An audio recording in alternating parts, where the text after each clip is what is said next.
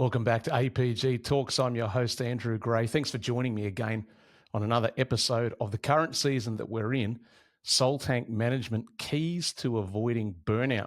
Such an important subject, and I can't say enough about this subject. And I really want to get you the help that you need, either now or certainly help that you might need in your future. I want to take a quick moment to recap what we covered in our episode last week. We talked about 3 more lessons to help you do well in this arena of soul tank management. Firstly, we talked about this idea that just stopping is not enough. In other words, using that metaphor of the car that we've been using throughout this season, if you simply turn the engine off, but you don't do anything else more than that, all you're doing is killing time. And so just stopping is not enough. It's better than nothing, but we have to go further. Secondly, and related to that previous lesson, we talked about this idea that not only must we refuel, but we must learn to refuel uniquely, which is to infer that the thing that fuels you may not be the same thing that fuels me and vice versa.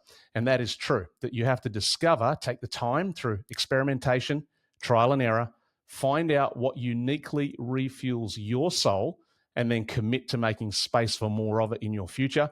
And then thirdly, we talked about this very important idea that there are some activities, some situations, and even some people who, as much as we don't want to admit it, they are more draining than others. And there are some activities and situations and people that are more refueling than others. It's liberating for us to acknowledge it and just accept that that's the way it is. I want to move into 3 more lessons on soul tank management and how you can apply them in your own life and do your best job at avoiding burnout on the road that you're on. So let's get to lesson number 7 in the season, the first one in this episode, and that is the orange light. The orange light. Of course, I am referencing again the car dashboard in the metaphor that we've been using, and imagining that you're driving along down the road, and as you glance up and down from the road to your dashboard and you're watching all of your indicators and your signals and all of your feedback and data that you're getting through the dashboard driving your car, you know that anytime you get an orange warning light, which could be to do with the fuel or the oil or the light bulbs or something else electrical, or worst of all, the engine itself, every time there is an orange light flashing or staying permanently on the dashboard of your car, it's a warning sign to us that something's not entirely right. And we need to understand that in our own lives, the same is true. That when the orange light starts to show up or flash or hang around longer than we want it to, it's trying to tell us something. It's trying to give us a hint that something is not at peak performance level.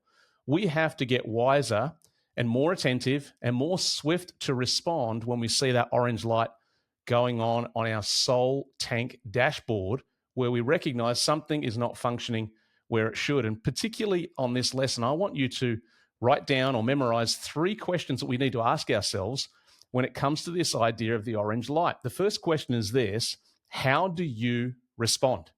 Because typically what happens is people build up habits and patterns. Sometimes those habits and patterns can be denial. Sometimes they can be distraction. What I'm saying here is any habit or pattern that brings you to a place where you are ignoring the truth and the reality of what's going on is not a place that we want to find ourselves in. So we need to assess, how do we typically respond when the orange light comes on? And you know what I'm talking about when I say the orange light, those little warning signs that let you know if you keep doing what you're doing, something is going to break, something is going to fail, something is going to stop operating in the way that it was intended to do. That's the first question. How do we respond? Number 2, I want you to ask yourself the question, why do I respond that way? Now, if you respond in a great way, then good for you. I'm really happy about that. It's still worthwhile asking the question, what is it? What have I built into my own framework that has allowed me to respond in a good way, in a positive way? But especially if you're on the other side of that ledger and you don't respond in a positive way, or you try to ignore, you try to deny, I want you to ask yourself the question, why are you responding that way? Because if we don't take time to understand why we are deferring or denying or distracting ourselves, we will never get to the starting blocks of doing something about these very, very, very helpful loops of data that are coming back to us, this feedback that we're getting into how we should be conducting our journey moving forward. And the third question that I want you to get used to asking yourself is, what can you do? And I want to capitalize that word can. I realize and I want to acknowledge up front that you can't do everything. Sometimes when your soul tank gets low, some of the factors that have caused you to get to that place are not entirely within your control. That's a reality. We all have to live with that. But what we do want to focus on is, what do we have within our reach? What is accessible to us? What can we do?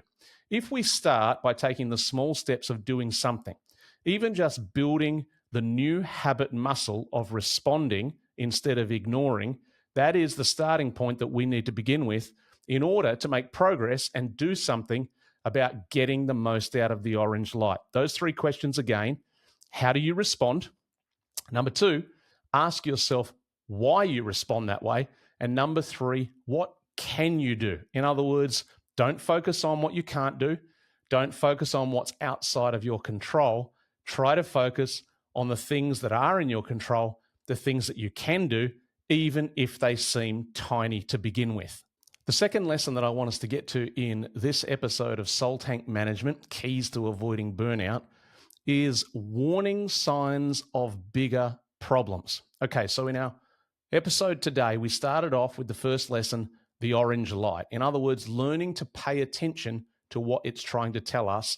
If we don't do anything about the orange light, we're going to move pretty swiftly into the zone of this second lesson, when our dashboard, as it were, is trying to give us warning signs of bigger problems ahead. As I mentioned a few moments ago, when you get the orange light for your fuel tank showing you that you're low on fuel and you need to stop and refuel, we expect that. It's normal. It's part of the operation of the vehicle. However, when other things come up on the dashboard, the orange light of our electrical system, the orange light of a low oil warning, or worse still, the orange light of an engine fault, these are bigger warnings coming to us. And that's what I want to speak about for a moment or two, the warning signs of bigger problems. So let's go through some of them, because I want you to assess, are you having some of these warning signs take place in your life right now?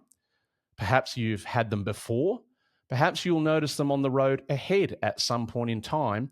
The point is, let's learn to pay better attention to these warning signs, because if some of these things that I'm about to list right now are going on in your world, they are reflective of the fact that what you have on your dashboard is more than just the orange light of a low fuel warning. You're starting to flash some orange lights of electrical problems or oil problems or engine fault problems. Something bigger in the machinery of who you are is at risk. Let's start with a really obvious one, the warning sign of physical health declining.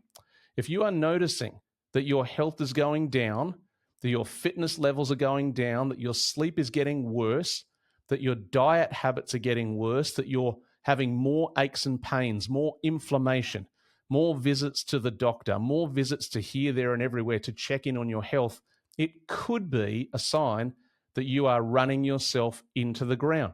Even simple warning signs like constantly picking up every flu, every cold, every virus that goes past, every season that we have that happening, it may not be entirely environmental.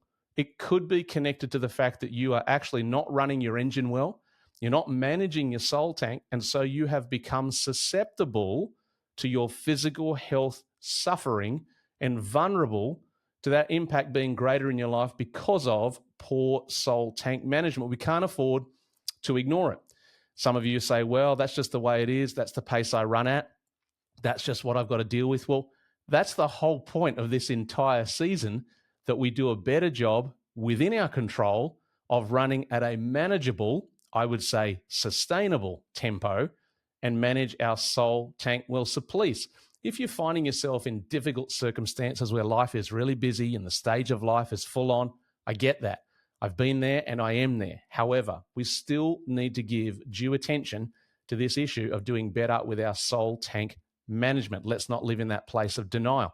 The second warning sign of potentially bigger problems coming our way is when we see emotional anomalies becoming patterns. Let me say that again. Emotional anomalies becoming patterns. Well, what do I mean? Put it this way. The word anomaly is to speak of an event or a behavior or an occurrence that is not expected, that is out of the blue, that is left field, that is a spike on the graph, unexpected, unanticipated. It's that moment in time that everybody goes, wow, that was strange. We haven't seen that before. If we segue that across to our emotional management and our emotional expression, we might liken that to a moment where a typically calm person suddenly gets very irate and blows up with anger. That would be an anomaly for their personality. Or someone who is normally very patient becomes super irritable and super impatient. That moment and that behavior, that emotional outburst, would be regarded as an anomaly.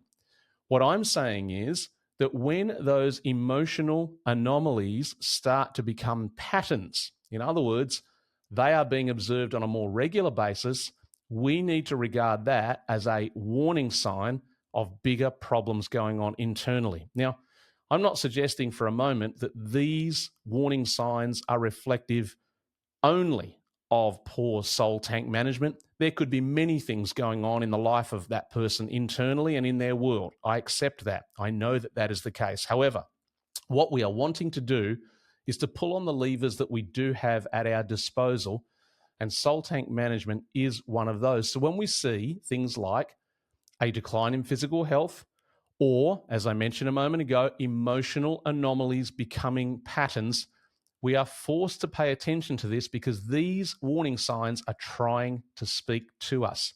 What about this one? Workplace behavior changes. Somebody who goes from being super committed, great integrity, hard worker, and suddenly that flips on its head and goes the other way. It could be a sign that the soul tank is low. The attitude to work, the attitude to colleagues, the attitude to the career. When things shift, it's a possibility. Again, before people jump in the comments and want to try and correct me, I want you to know that I understand there could be many factors. But again, we're looking through the prism of soul tank management and how things occur when that's doing poorly. Here's another warning sign of potential bigger problems: unhealthy pain medication. Now, I want to explain this very clearly. I'm not talking about taking an aspirin, taking Nurofen, taking painkillers for something that your doctor has prescribed. That is a painkiller and a pain medication for your physical well-being. What I'm talking about is the analogy of us finding ways to medicate the pain that's in our soul. And this one goes on an awful lot. What I'm talking about is an unhealthy relationship with alcohol, an unhealthy association with drugs, an unhealthy association with some kind of loose living that the person would not normally be committed to, perhaps gambling becoming a bigger problem in their life.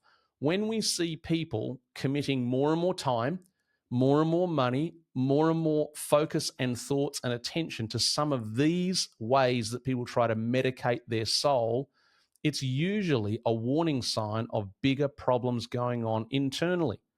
Now, again, I want to clarify and qualify my comments here. I am certainly not suggesting that anybody who goes to the TAB on a Saturday afternoon or has a beer with their friends somehow suddenly has a problem with their soul tank management. I'm not saying that.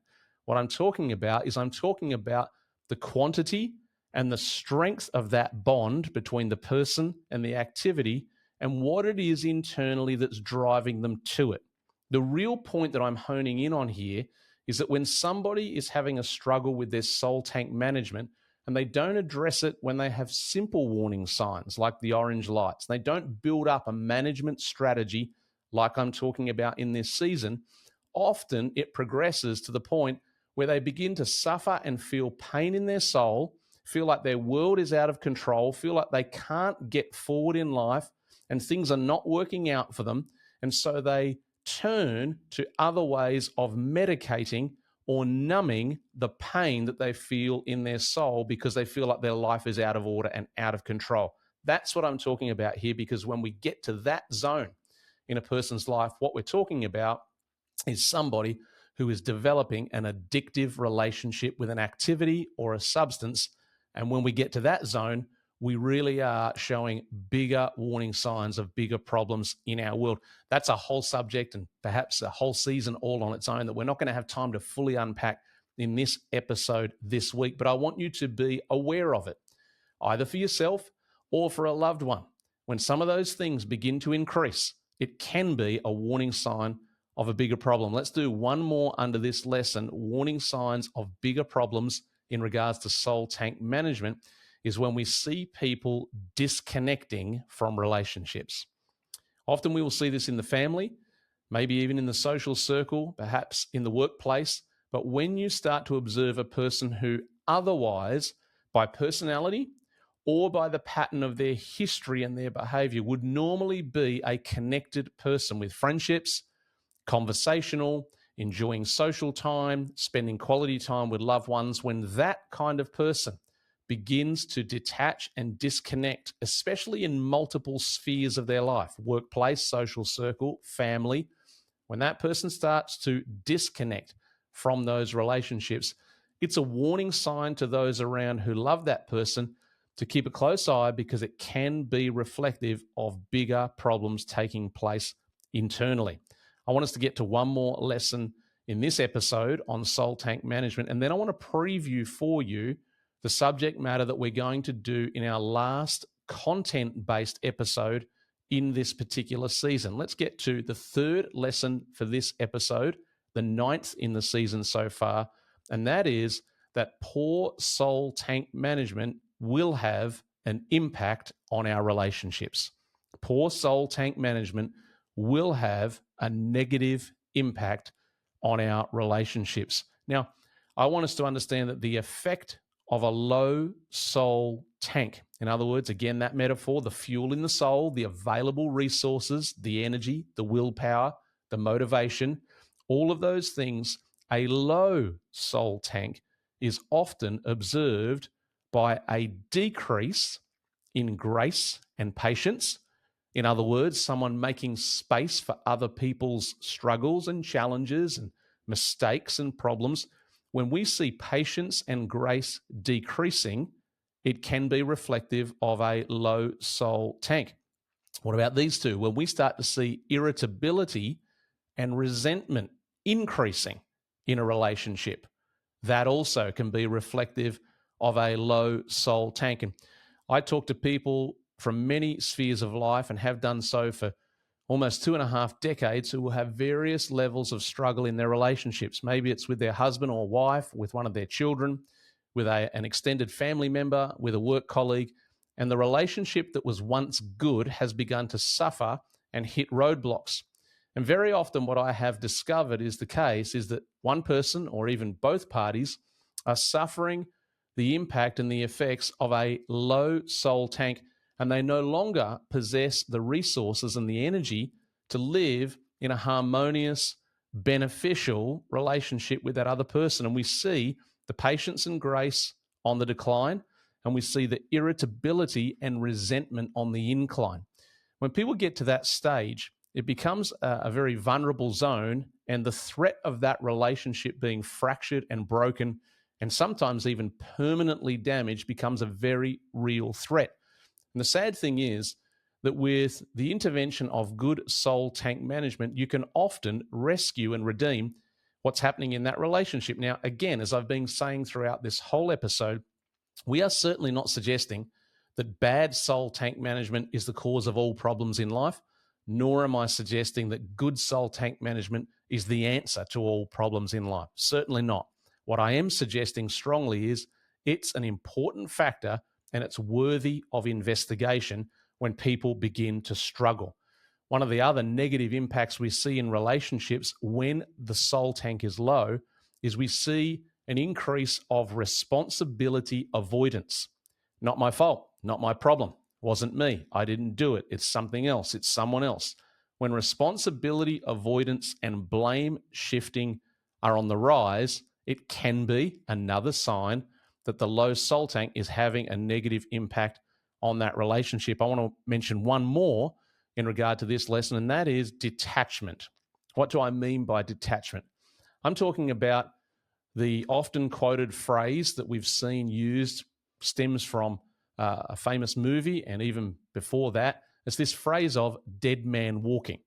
And I'm not making a distinction between men or women. We're talking about a person who is physically present, but their soul, their thought life, their emotions have disappeared somewhere on the inside. And although they may be physically and even conversationally present in the context of their family or their workplace or their social circle or their community groups that they're part of, that person actually has already begun to detach.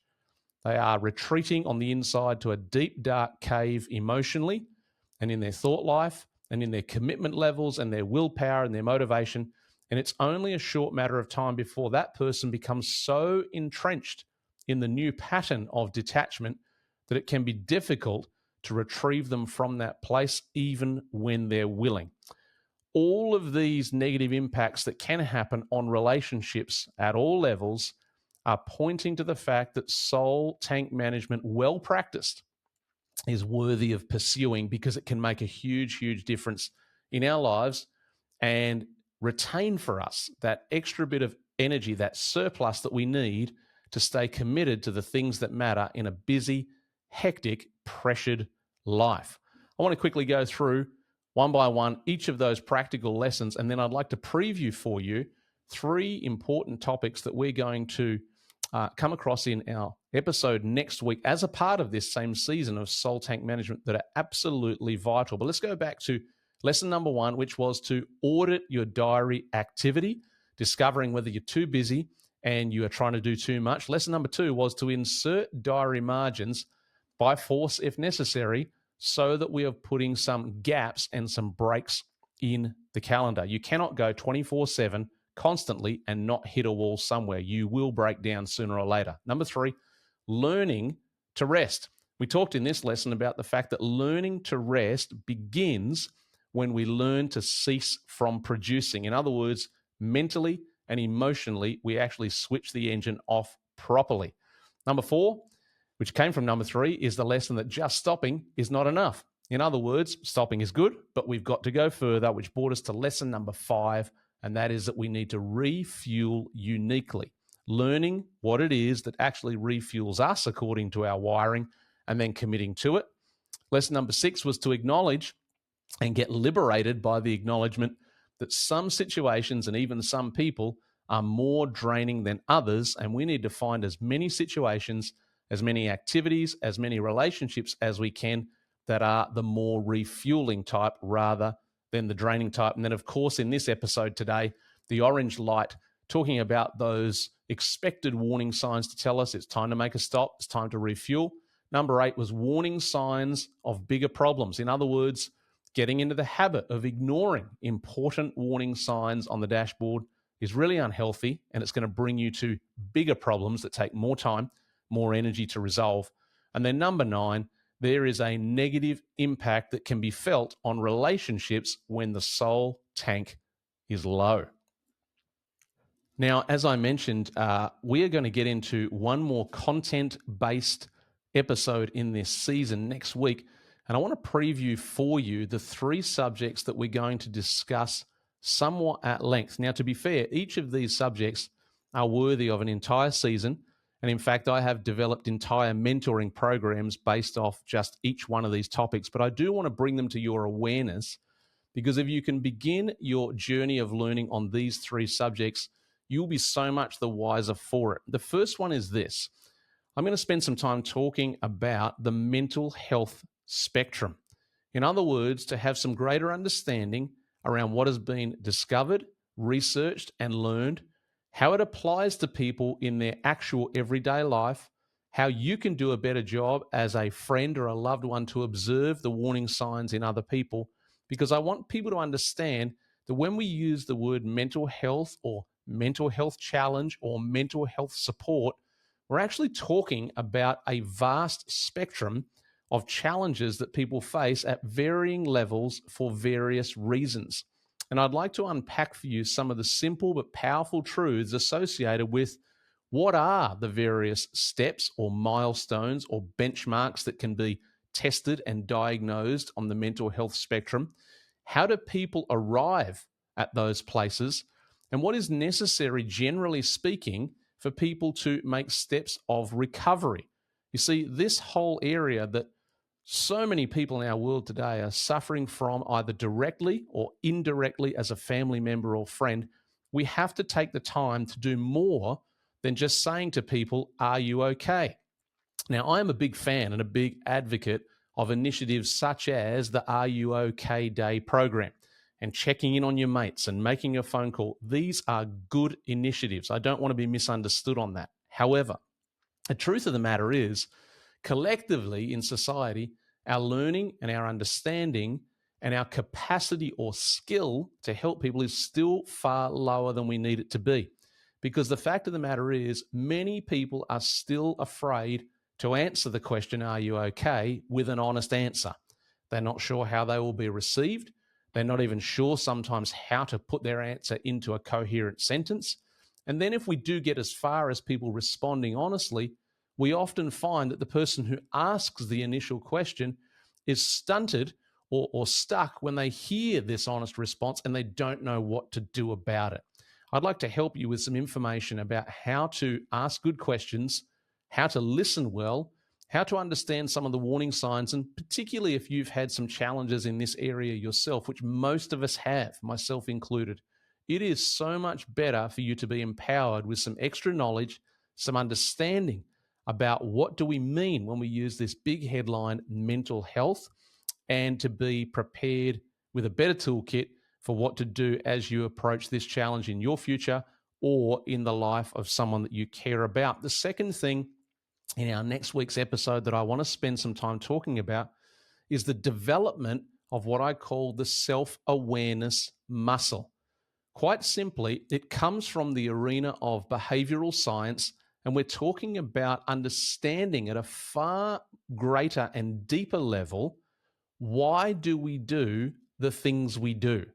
And of course, I'm not inferring a surface level response whatsoever, but I'm talking about and I'm inferring the fact that sometimes the things that we do and say and think, the ways that we respond in certain situations with people, it is telling us a story about where we've come from, where we are likely going, and whether or not we should make some change. And yet, I have discovered through my 2.5 decades of experience in mentoring and guiding people and coaching them and counseling them, most people, I don't know what percentage, but I would venture the high 80s to 90s, most people have a very weak or completely undeveloped self-awareness muscle.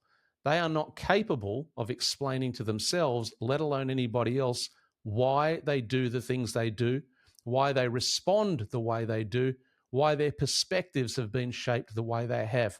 I've discovered on the converse of that when you can empower someone with a great self-awareness muscle, they are so much better off in their journey through life because they understand what is driving them, how they are viewing things through their lens, how their lens has been shaped by their own history, and how they can make growth changes and development changes to become the best version of themselves. Self-awareness is a crucial, crucial muscle to develop for anyone who's going to get anywhere near reaching their potential in life. And then the third subject matter that I'd like to take a few moments over is some practical keys for discerning when you are part of a manipulative relationship.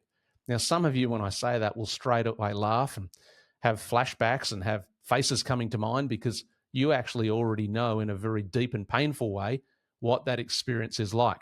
Well, I'd like to do two things. I'd like to give some insight into how to discern when a relationship that you're part of, either personal or professional, has become unhealthily manipulative in such a way that you ought to do something about it for your own health. Secondly, I want to talk about what do you actually do, what can you do, especially dependent on what type of relationship it is that you're experiencing that manipulation in. I would say that this is probably the biggest disease in the world today, manipulation in relationships. It goes on in families, companies, community groups, friendships, you name it, it's everywhere. And it's so unbelievably destructive. It does horrible things to people's self-view, their potential in life, their progress through life. And I'm on a mission, as much as I can, wherever I find it, to help people confront it and stamp it out. I'm pleased and gracious about the fact that I'm able to report to my friends that I have not existed in manipulative relationships for a very, very long time. Thankfully, I have been coached and helped to understand what they look like, what to do about them, how to establish healthy boundaries, and we're going to get into that in a bigger way, so that you can live free of that horrible, horrible burden of having somebody in your life who's trying to manipulate you against your will. Those are three robust topics that we're going to get into: the mental health spectrum, the self-awareness muscle, and learning how to identify and then escape from manipulative relationships. I truly hope that you're getting at least one or two insights and lessons and thoughts that will help you on your journey in this particular season: soul tank management, keys to avoiding burnout. I want you to do well. I want you to reach your potential. I want you to avoid some of the potholes and pitfalls that are trying to get in your way. That's all we got time for in this episode. Until next time, bye for now.